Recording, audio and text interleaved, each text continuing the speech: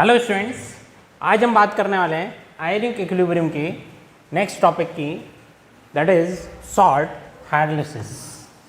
Okay, we have 4 types of salts.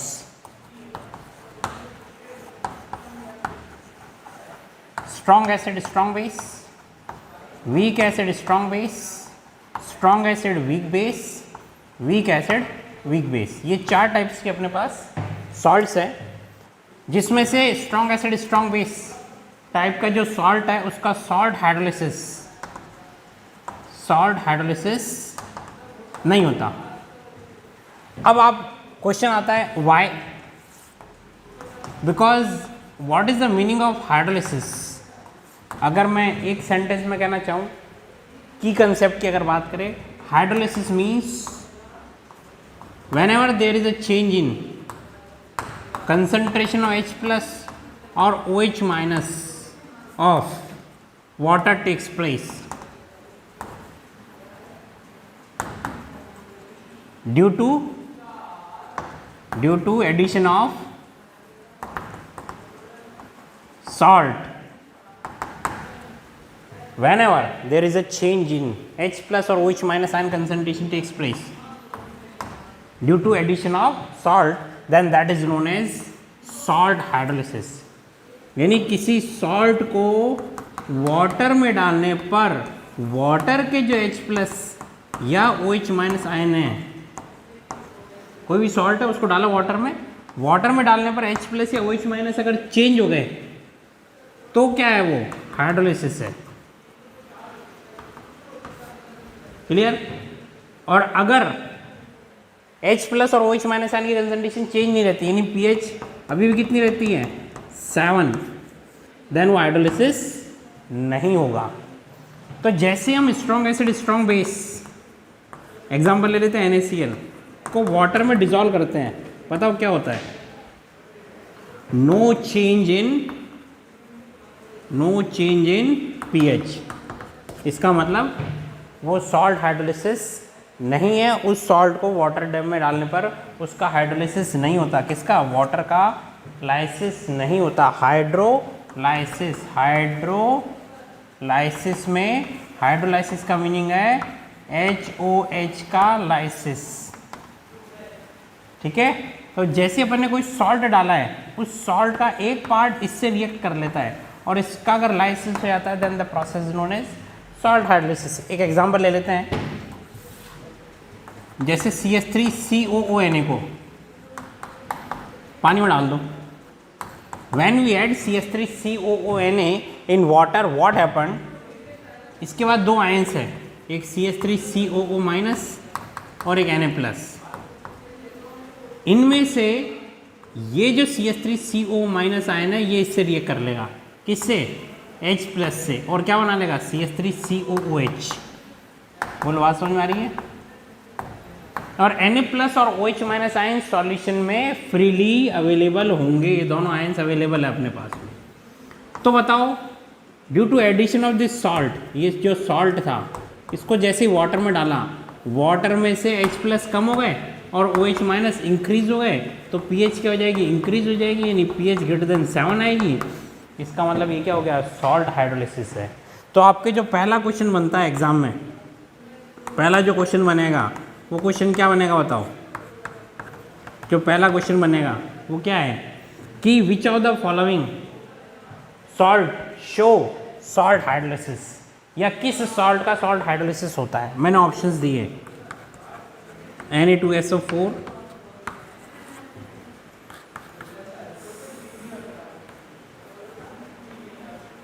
NaNO3,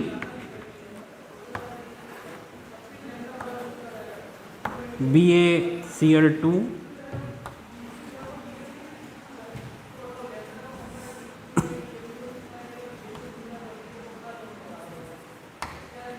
LiCl.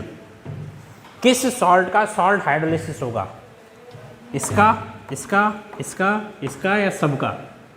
कैसे answer देंगे? ये कैसे टाइप का सॉल्ट है? Strong acid strong base, strong acid strong base, strong acid strong base, strong acid और weak base. It means this salt show salt hydrolysis. पहला question आपको समझ में आ रहा है, किस सॉल्ट का सॉल्ट हाइड्रोलिसिस नहीं होता?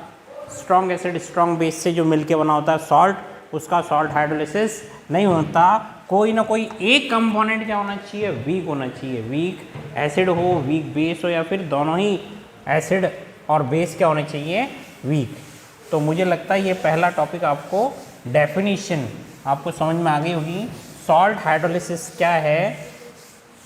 Whenever we add a salt in water, then if H plus ion concentration or OH minus ion concentration of water changes, then that phenomena is known as salt hydrolysis.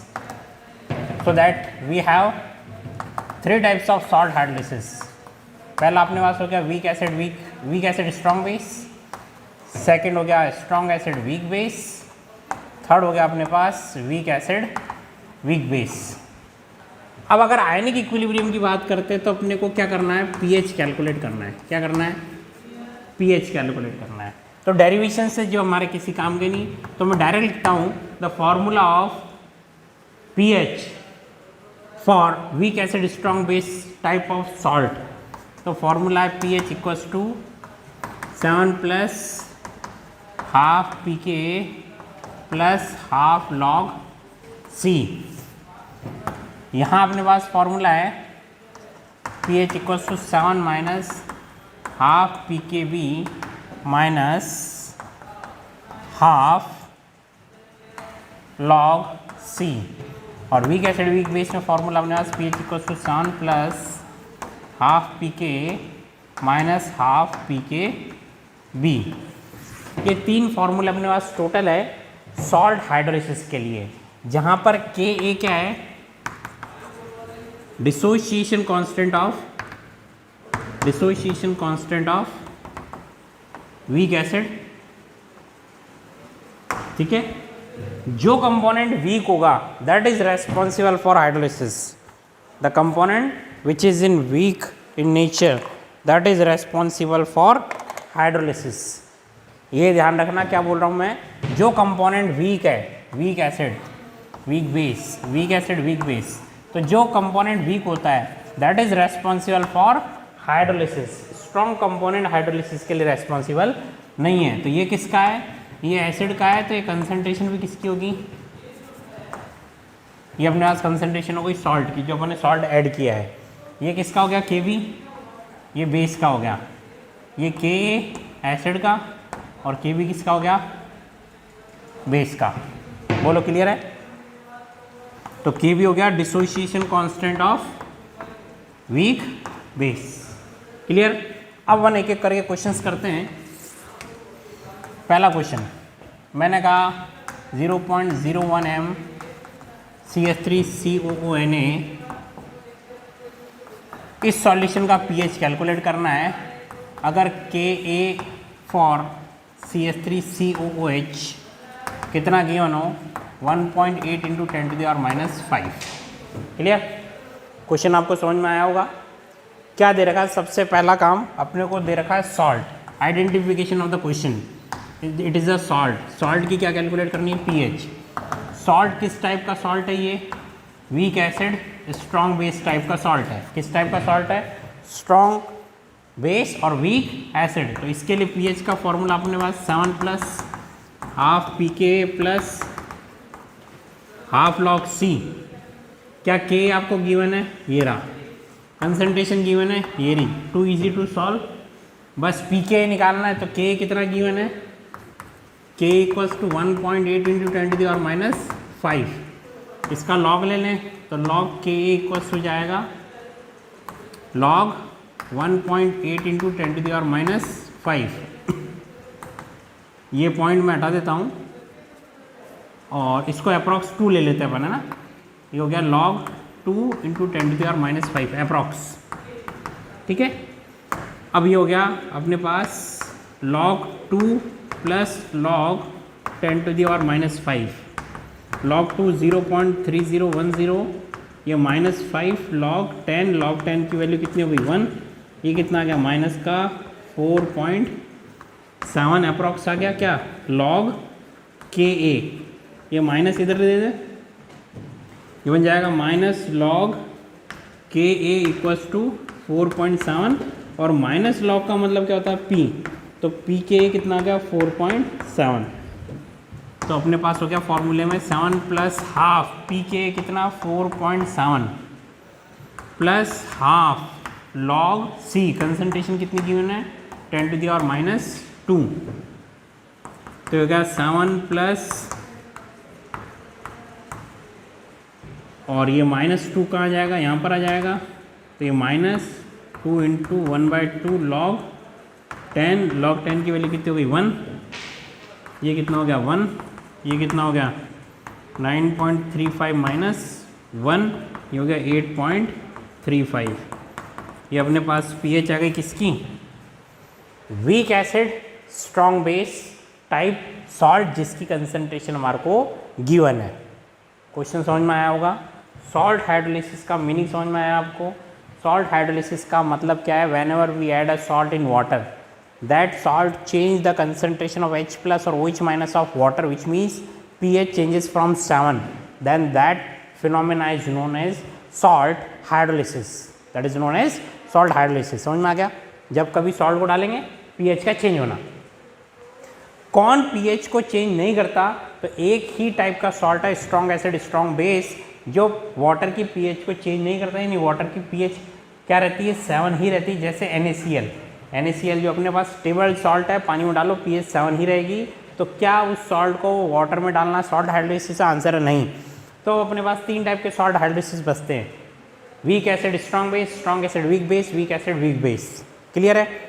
इन तीनों की अगर हम बात करूँ तो important line, important concept क्या है कि जो वीक कंपोनेंट होता है that is responsible for salt hydrolysis. तो यहाँ वीक एसिड रेस्पॉन्सिबल है, यहाँ वीक बेस, और यहाँ वीक एसिड वीक बेस दोनों। अब एक और अगर बात करते हैं तो वीक एसिड मेन कंपोनेंट है, इसलिए इसको बोलते हैं अपन एनायनिक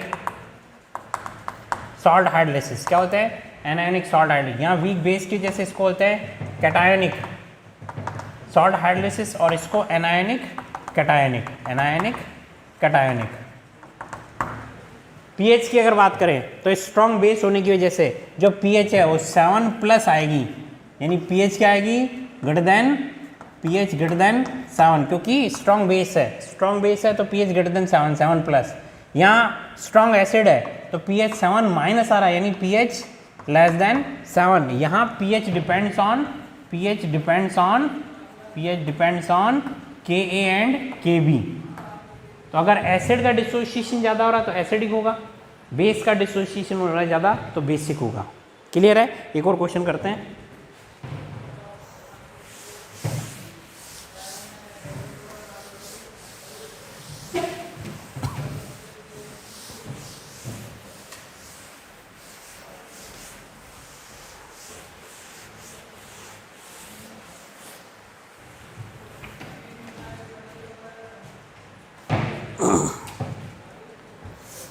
एक और क्वेश्चन अपन करते हैं। क्वेश्चन है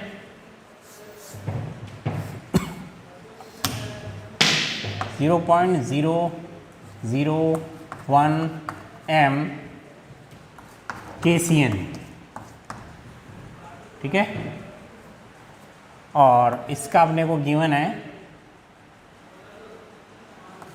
Ka ऑफ HCN 4 × 10⁻⁷। क्वेश्चन है पीएच कैलकुलेट करना है, ठीक है। तो पीएच कैलकुलेट कर सकते हो आप। सबसे पहले इस सॉल्ट की बात करते हैं। KCN कैसा सॉल्ट है, तो ये वीक एसिड, ये स्ट्रॉन्ग बेस, यानी पीएच का फॉर्मूला होगा 7 plus half pKa plus half log C। यहाँ पे आपको Ka गिवन है, इसका pKa निकाल लेना, C गिवन है, ये रहा, यहाँ रख देना, आंसर आ जाएगा, ठीक है। एक क्वेश्चन और करता है। 0.01 m AgCN, इस सॉल्ट सॉल्यूशन की pH कैलकुलेट करनी है। अगर K फॉर HCN गिवन हो 4 × 10⁻⁷ और Kb फॉर AgOH गिवन हो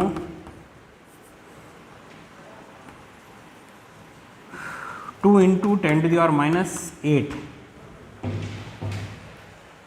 अब बात करते हैं सबसे पहले AgCN की।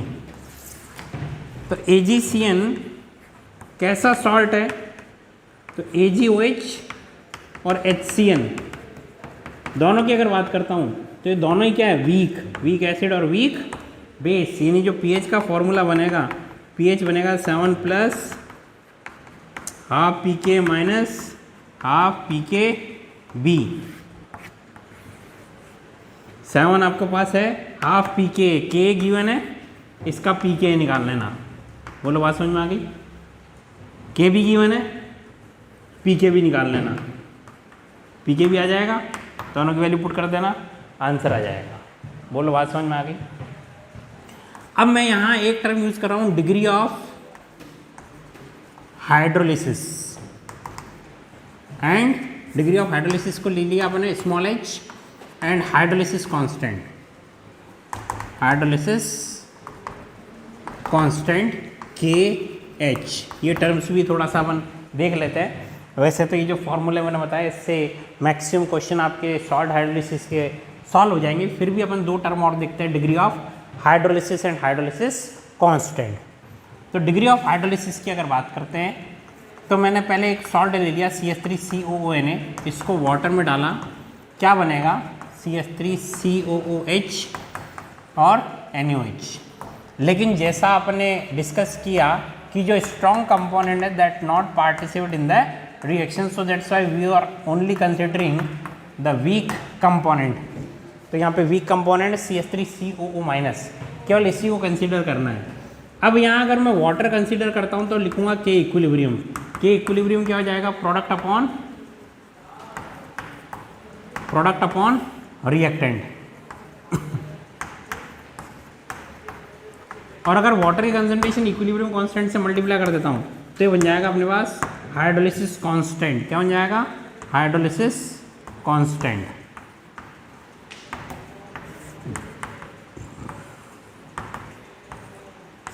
KH equals to CH3COH OH minus CH3CO minus. Clear है?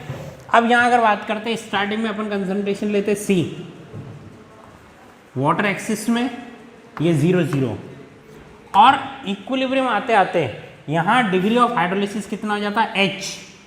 तो अपन पहले अल्फा कर चुके, किसके केस में? एसिड और बेस के केस में। यहाँ सॉल्ट के केस में अपन अल्फा को कंसीडर ना करके अल्फा की जगह H लिख रहे हैं। What is H? Degree of hydrolysis, कितना % हाइड्रोलिसिस हो गया, कितना सॉल्ट हाइड्रोलाइज हो चुका है, तो वो परसेंटेज है। यानी C में से कितना जाएगा? CH बनेगा भी कितना? CH और CH। यानी इसकी कंसंट्रेशन हो गई C माइनस CH, इसकी कंसंट्रेशन CH और इसकी भी कंसंट्रेशन CH। बोलो बात समझ में आ रही है? Concentration of salt is C, उसमें से डिग्री ऑफ हाइड्रोलिसिस H% है, यानी C का H% यानी CH। तो C में से कितना चला गया? CH बनेगा भी इतना, CH और CH। अगर मैं यहाँ वैल्यूज पुट कर दूँ तो KH equals to CH into CH upon C minus CH। ठीक उसी तरीके से C alpha into C alpha upon C minus C alpha आ गया। तो यहाँ पर अपन कॉमन ले लें और थोड़ा सा इसको सॉल्व करें तो ये हो जाएगा KH equals to CH square. H less than 1 क्या मान लिया? 1, इसलिए 1 माइनस H अप्रॉक्स कितना हो गया? 1। तो KH इक्वल्स टू क्या हो गया? CH square. ये अपने पास है hydrolysis constant. KH is known as hydrolysis constant, ये रहा हाइड्रोलिसिस कांस्टेंट, और H क्या? Degree of hydrolysis. तो याद करो अपन यहाँ पर OH माइनस आयन की कंसंट्रेशन कितनी लिख रखी है? CH। OH माइनस आयन की कंसंट्रेशन CH। तो यहाँ से अगर मैं कर दूँ C अपॉन C, ये हो जाएगा CH का स्क्वायर अपॉन C, ये KH। तो CH इक्वल टू क्या हो गया? KH इंटू C का रूट, और CH किसके इक्वल है? OH माइनस आयन की कंसंट्रेशन के इक्वल है, that is equal to KH into C का रूट। तो जो अपन ने वीक एसिड और वीक बेस के केस में देखा था कि H plus equals to K into C weak acid के केस में, और OH minus equals to KB into C weak base के केस में, तो सॉल्ट के केस में क्या हो गया? O H minus equals to K H into C. अब यहाँ एक और अच्छी बात मैं आपको बता देता हूँ कि अगर अपन कंसिडर करते हैं वीक एसिड स्ट्रॉन्ग बेस और केएच को कांस्टेंट्स के रेस्पेक्ट में डिफाइन करना चाहे, केएच को कांस्टेंट्स के रेस्पेक्ट में डिफाइन करना चाहे तो के एच इक्वल्स टू क्या आता है, के डब्ल्यू अपॉन के ए। कब लिखना है, वीक एसिड स्ट्रॉन्ग बेस। अगर मेरे को लिखना हो के एच इक्वल्स टू के डब्ल्यू अपॉन के बी, ये किस केस में आएगा, स्ट्रॉन्ग एसिड वीक बेस। और अगर दोनों ही कंपोनेंट वीक है, वीक एसिड वीक बेस, तो के एच इक्वल्स टू क्या हो जाएगा, के डब्ल्यू अपॉन के इंटू के बी। बोलो याद रह जाएगा आपको, ठीक है। ये के एच का फॉर्मूला है कॉन्स्टेंट्स के केस में। तो अब जैसे मैंने कहा O H minus equals to, मैंने क्या लिखा, O H minus equals to लिखा के एच इंटू सी का रूट। अब अपने पास H plus into O H minus equals to क्या होता है, के डब्ल्यू। तो एच प्लस इक्वल्स टू क्या हो गया, K W upon O H minus. और ओ एच माइनस की जगह क्या पुट कर सकते हैं अपन, के डब्ल्यू अपॉन रूट के एच इंटू सी। और के एच की जगह क्या पुट कर सकते हैं अपन, के एच की जगह क्या पुट कर सकते हैं, वीक एसिड स्ट्रॉन्ग बेस में के डब्ल्यू अपॉन के ए। तो यहाँ पुट कर दो, तो एच प्लस इक्वल्स टू क्या हो जाएगा अपने पास, के डब्ल्यू अपॉन, यहाँ के एच की जगह पुट कर दिया मैंने, के डब्ल्यू अपॉन के इंटू सी का रूट। इसको सॉल्व करो, ये हो गया के डब्ल्यू और रूट के अंदर आ गया अपने पास के ए अपॉन के डब्ल्यू इंटू सी, ठीक है। ये के डब्ल्यू की पावर हाफ हो गई और के डब्ल्यू की पावर 1 हो गई। ये ऊपर आएगा तो ये कितना रह जाएगा, पावर हाफ, यानी ये कहाँ चला गया, यहाँ पर। बोलो बात समझ में आ गई। अब यहाँ H प्लस अपने पास आ चुका है, H प्लस से आप निकाल लेना pH, तो वापस से वही फॉर्मूला बनेगा जो पहले बना, जो अपन डायरेक्ट देख चुके हैं। तो क्या इसका करना क्या है, सारा के हम कंफ्यूज हो रहे हैं, कंफ्यूज होने की आवश्यकता नहीं है अपने को। ये सब अपने को कुछ नहीं करना, मैंने केवल क्या कहा उतना याद रखना कि अगर आपको डिग्री ऑफ हाइड्रोलिसिस गिवन हो, क्या गिवन हो, डिग्री ऑफ हाइड्रोलिसिस, तो आप इतना सा और याद रख लो कि KH का फॉर्मूला और क्या हो सकता है, इन फॉर्म ऑफ H। तो क्वेश्चन अपने पास इजी हो जाएंगे। तो अपने पास फॉर्मूला क्या है, KH equals to CH square, ठीक है। अब चाहे वो वीक एसिड हो, स्ट्रॉन्ग बेस हो, चाहे स्ट्रॉन्ग एसिड हो, वीक बेस हो। वीक एसिड वीक बेस के केस में क्या हो जाएगा, वीक एसिड वीक बेस के केस में KH इक्वल्स टू क्या हो जाएगा, H स्क्वायर हो जाएगा। यानी degree of hydrolysis in case of weak acid weak base, degree of hydrolysis not depends on concentration। ये याद रखना आपको, वीक एसिड वीक बेस। और बाकी दोनों के लिए आपको याद रखना ये KH equals to CH square. Case का करना क्या है, तो अगर आपको क्वेश्चन दे दे, जैसे मैंने कहा कि 0.01 MCH3COOH इसका डिग्री ऑफ हाइड्रोलिसिस गिवन है, degree of hydrolysis is 10%। Then calculate pH। ले दे के अपने को क्वेश्चन से मतलब होता है, क्या हमको क्वेश्चन करना आ रहा है, अगर हाँ तो बात ही खत्म हो गई। कंसेप्ट या जो डेरिवेशन है उससे कोई मतलब नहीं है अपने को, ठीक है, डायरेक्ट फॉर्मूले से मतलब है। तो CH3COONA को वाटर में डालेंगे तो Na से तो कोई मतलब नहीं है, ये बनाएगा CH3COOH और OH माइनस। अभी अपन ने देखा ये C माइनस CH, ये CH, ये CH, यानी OH माइनस आयन की कंसंट्रेशन कितनी आ गई आपके पास, OH माइनस आयन की कंसंट्रेशन आ गई, OH minus ion equals to CH। Concentration कितनी गिवन है, 0.01, और डिग्री ऑफ हाइड्रोलिसिस कितना गिवन है, 10%। ये कितना आ गया अपने पास, 0.001, यानी 10⁻³ तो OH माइनस आपके पास कितना आ गया 10⁻³ तो POH कितना आ जाएगा 3, तो pH कितनी हो जाएगी 11। ये आंसर आ गया, आंसर आ गया। इतना सारा मैंने डेरिवेशन करा, किसी काम का नहीं है। फिर कह रहा हूँ आप लोग उसमें कंफ्यूज नहीं होना, अपने को तो फॉर्मूले से मतलब है। अगर आपको फार्मूला लर्न है तो डेरिवेशन तो एग्जाम में करना नहीं, डायरेक्ट आपको फार्मूला लर्न करना है, उसमें वैल्यूज़ कैसे पुट करते हैं वो मैं सॉल्व करवा रहा हूँ आपको। बोलो बात समझ में आ रही है, कोई दिक्कत तो नहीं। अब अगर मैं पूछता आपसे कि अपने को हाइड्रोलिसिस कांस्टेंट कैलकुलेट करना है, क्वेश्चन मैंने दे दिया calculate hydrolysis constant for NH4Cl salt if Kb of NH4OH is 2 × 10⁻⁷। ये आपको कैलकुलेट करना है, ठीक है। तो फिर से इजी क्वेश्चन हो गया। कैसे हो गया इजी? हाइड्रोलिसिस कांस्टेंट कैलकुलेट करना और Kb गिवन है, यानी आपको KH = KW/Kb तो करना है। 3 में से आपको 2 वैल्यूज गिवन है, कौन कौन सी? KW आपको पता 10⁻⁴, KB आपको गिवन है और KH कैलकुलेट करना है। Too easy to solve the questions, clear है। तो ये अपने पास सॉल्ट हाइड्रोलिसिस के कुछ क्वेश्चंस मैंने करवाए हैं, और अगर कोई और क्वेश्चन मिलता है तो मैं देखता हूँ एक बार।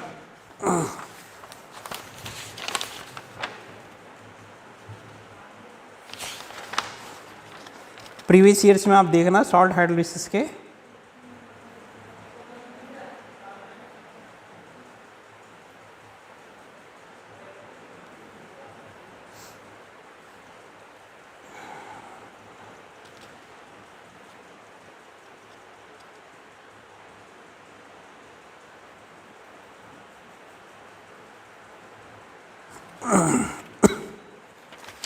देखना एक क्वेश्चन है,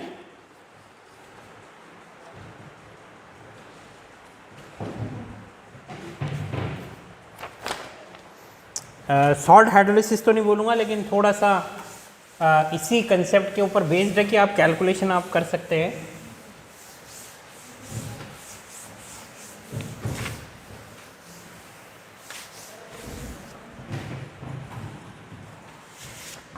क्वेश्चन है the dissociation constant for acetic acid.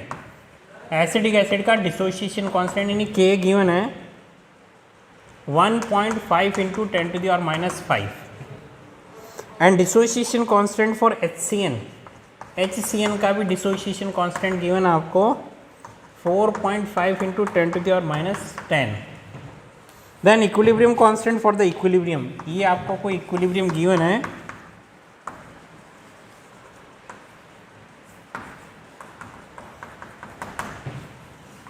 इसके लिए आपको इक्विलिब्रियम कांस्टेंट कैलकुलेट करना है, के इक्विलिब्रियम कैलकुलेट करना है। बहुत इजी है।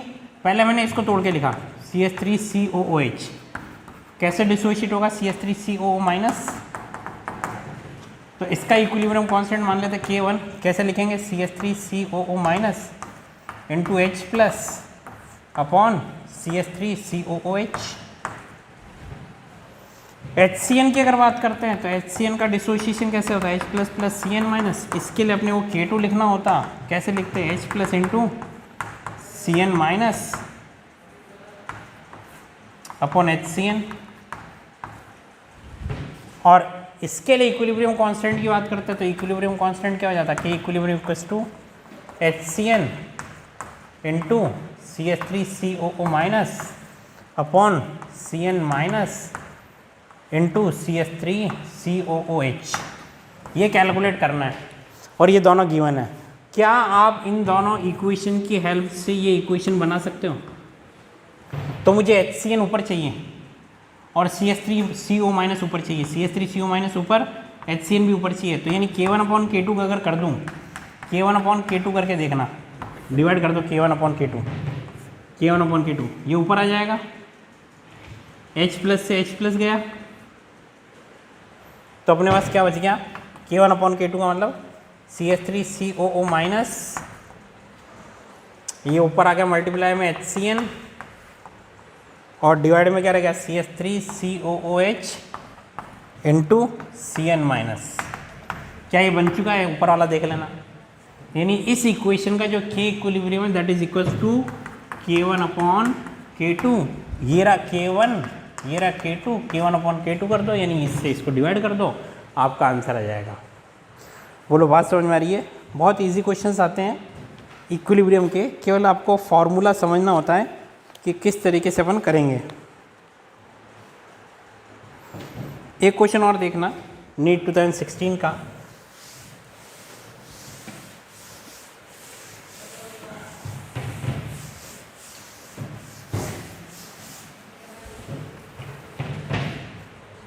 एक क्वेश्चन और है, the percentage of pyridine that forms pyridinium ion. pyridine को वाटर में डाला तो बनता है pyridinium ion C5H5 N plus NH plus plus OH minus. ये तो एक्सिस में होगा, ये C माइनस C अल्फा, ये C अल्फा, ये C अल्फा। चलो इसकी कंसंट्रेशन कितनी गिवन है? 0.10 m। और के भी कितना गिवन है इसी का ही, pyridine का के भी कितना गिवन है? 1.7 इंटू 10⁻⁹। और कैलकुलेट क्या करना है? अल्फा कैलकुलेट करना है। आपको सी गिवन है तो के बी का फॉर्मूला होता है सी अल्फा स्क्वायर। तो अल्फा इक्वल टू क्या होता है? के बी अपॉन सी का रूट। के बी कितना गिवन है? 1.7 इंटू 10⁻⁹। कंसंट्रेशन कितनी गिवन है? 0.1। इसका क्या करना है? रूट करना है। बोलो बात समझ में आ रही है? pyridine वीक बेस है, वीक बेस के लिए के बी क्या होता है? C alpha square. C given है 0.1 और के बी गिवन है, और अल्फा कैलकुलेट करना, तो अल्फा इक्वल टू गया √ के बी अपॉन सी। के बी की वैल्यू पुट करी, सी की वैल्यू पुट करी, सॉल्व करो इसको तो ये अपने पास हो जाएगा 1.17 इंटू 10⁻⁹ का रूट। इसको अपन कर दें 1.7 इंटू 10⁻⁸ का रूट, तो ये जाएगा 1.3 इंटू 10⁻⁴। ये अपने पास अल्फा है। और परसेंटेज में अगर कैलकुलेट करना आपको तो परसेंटेज का मतलब इंटू 100 कर देंगे। क्या कर देंगे? इंटू 100। ये क्या हो गया? परसेंटेज।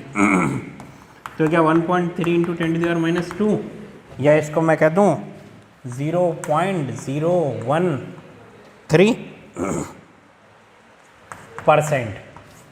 एक ऑप्शन दे रखा था 0.013%। ये था अपने पास नीट 2016 का क्वेश्चन। परसेंटेज का मतलब इंटू 100 करना ही है, तो अल्फा कैलकुलेट करने में कोई दिक्कत नहीं, हमने को परसेंटेज कैलकुलेट करना है, इंटू 100 कर दिया। तो इसी तरीके के और इजी क्वेश्चंस अपने पास रहेंगे, तो आप लोग देखना प्रीवियस ईयर्स के क्वेश्चंस। ठीक है, एक टॉपिक जो अपन नेक्स्ट टॉपिक लेंगे वो रहेगा अपने पास सॉल्युबिलिटी और सॉल्युबिलिटी प्रोडक्ट। तो this is all about for salt hydrolysis. Thank you.